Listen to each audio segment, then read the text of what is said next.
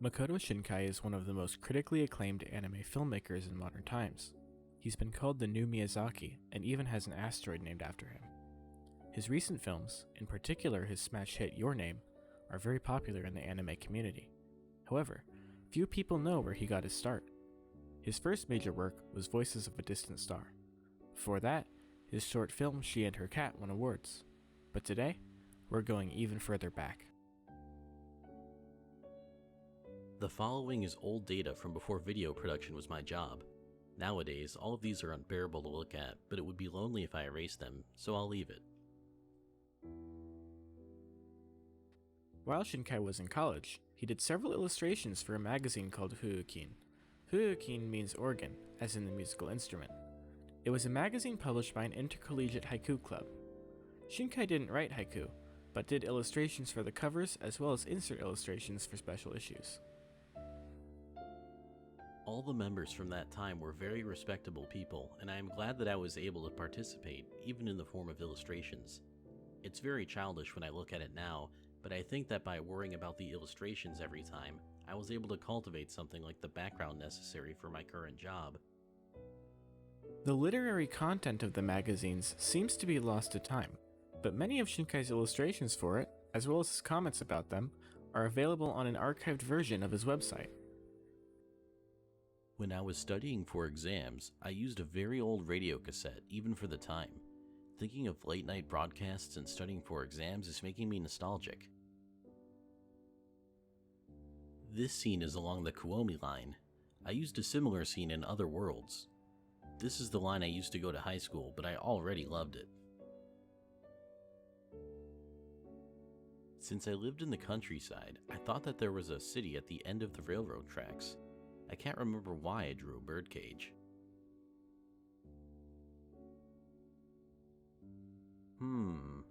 I'm not sure why, but this is my favorite picture.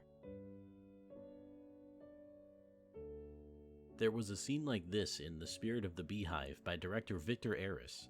It's my favorite scene, so I've been drawing some variations of it. The train I used to go to school was a box-seater at the time, and high school students were reserved seats almost every day. It was a valuable place to talk to girls from other schools. Ever since I read the basic manual for the legendary masterpiece MZ80B when I was in elementary school, computers have been a symbol of a bright future. Somehow, every day seemed fake, often.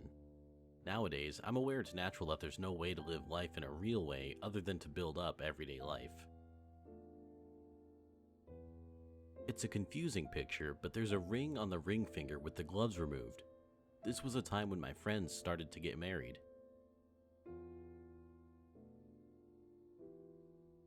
When I was a kid, I longed for a place like this. The archive also has a few other pictures he created during this time period. Transparent watercolor on watercolor paper. This is a picture from the time when I was making a movie called Other Worlds. It's an unclear story about young men and women running away from something and going somewhere, and this is the image of having arrived at that somewhere.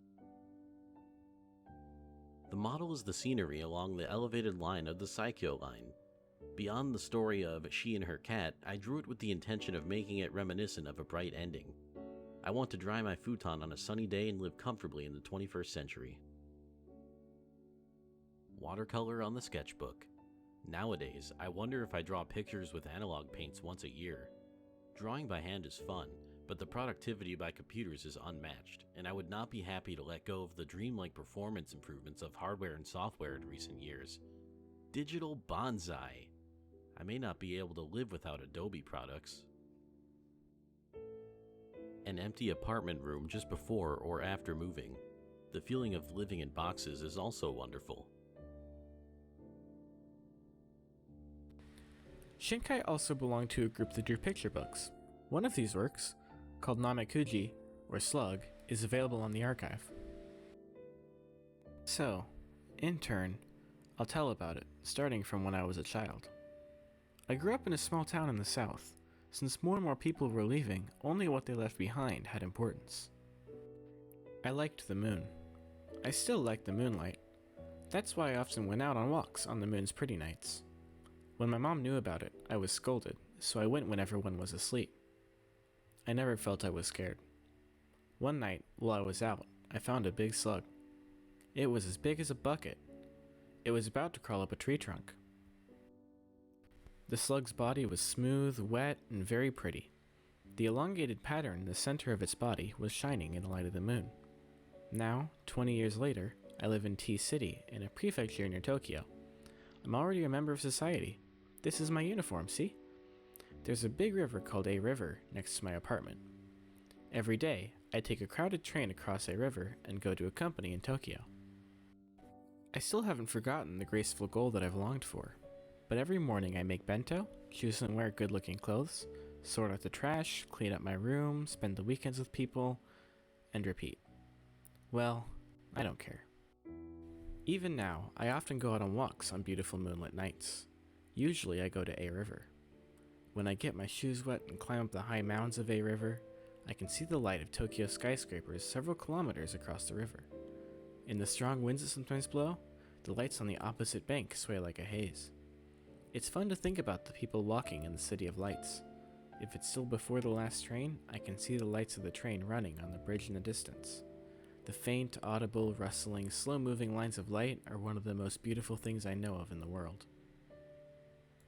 I'm always writing in that little light, reading a book, tired and leaning against the door. Thinking about the water's surface, there are many things, but I think I can't go back to my small town in the south again. The thin, mellow-colored lights from the train look exactly like that light on the big moonlit slug that I saw in that town on that day. The plot and visuals are very reminiscent of Shinkai's other works. The intricacy of the train, crane, and parking structure come to mind. The sky in the fourth to last panel in particular also reminds me of some of Shinkai's skies. The train in the fifth panel looks a lot like the train from his Huukin illustrations, the one inspired by the spirit of the beehive. The general tone and themes of the work also remind me a lot of Shinkai's other early works. Even in one of his earliest works, Makoto Shinkai was already utilizing his signature styles. During 1997 and 1998, Shinkai made a film called Toei Sekai, or Other Worlds. This was Shinkai's first animation. Much of it is hand-drawn and animated digitally. It's a very early example of Shinkai's use of computer technology to enhance drawn visuals. Shinkai's website mentions extensive use of After Effects and an animation software called Shade. The film is available in full on YouTube, and it's only a minute and a half, so please check it out. Over the course of about a week near the end of 1998, Shinkai made a 30-second film called Kakomareta Sekai, or Enclosed World. The film is lost, but a fair amount of information and several stills exist. According to Shinkai's website, it's a dark story about two people breaking up. The film was inspired by a novel called Hard-Boiled Wonderland and the End of the World by Haruki Murakami. The film had music by Tenmon, a composer Shinkai met while working at Nihon Falcom. Tenmon would compose for Shinkai on nearly all of his projects through 2011.